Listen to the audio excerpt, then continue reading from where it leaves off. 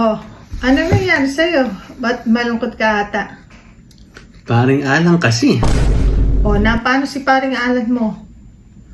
Tumawag ng isang araw, nagpapahanap ng trabaho. Oh, yun lang pala eh.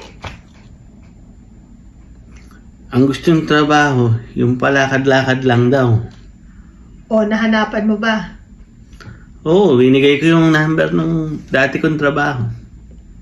Oh, gano'n naman pala eh. Natanggap ba? Oo, tanggap na tanggap.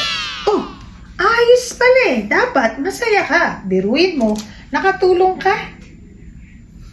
Kaso, tumawag kanina eh. Galit na galit eh. Oh, bakit naman?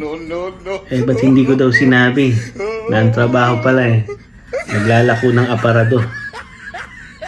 Naglalako ng aparador.